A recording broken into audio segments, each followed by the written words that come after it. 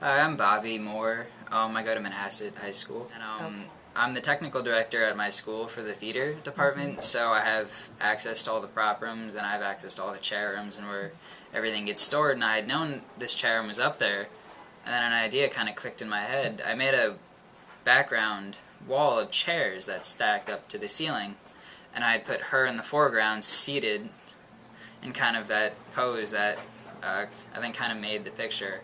And so that's how I kind of got the idea. And it became my interior chairscape instead of my interior landscape. When you heard that you were accepted to the Heckschers LI Best and placed so well, how did you react? It was really cool, realizing that I placed so highly. And it was really cool because at that same time I had just recently gotten hired by an acting company to take headshots for all the actors. And so it was really cool knowing that I could make something out of what I really love to do, and I could become a photographer. And then I realized that, well, I am becoming a photographer, and just by doing something that I really, really like to do.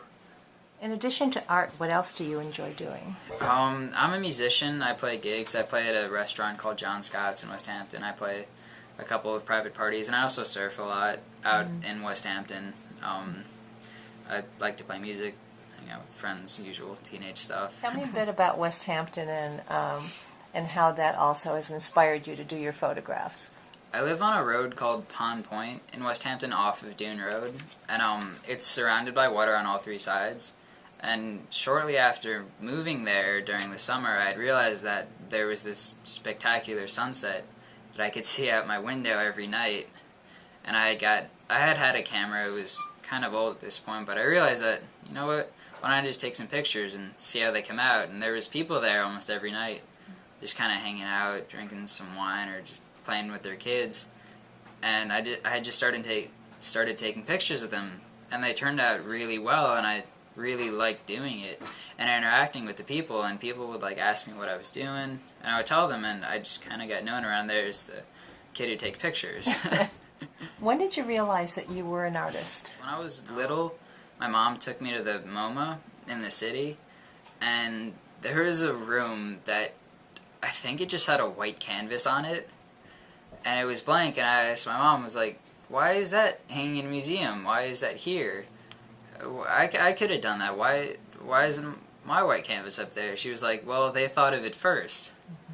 And since then, I've never forgotten that. That stuck with me for a while, that, you know, you can look at someone else's work and you can say, yeah, I could do that too, but I didn't do it first. Later in life, just starting to really, really get into photography, I've developed my own style, and I'd kind of just realized now that I'm a photographer and I'm an artist by doing my own thing and by doing it my own way. What words of advice would you give to someone younger than you are who would like to be involved in art? Do it because you like it. Do it because it gives you a feeling that nothing else gives you. And don't do it because it's going to make you look cool or because it's going to get girls or something like that. Thank you for the interview, Bobby.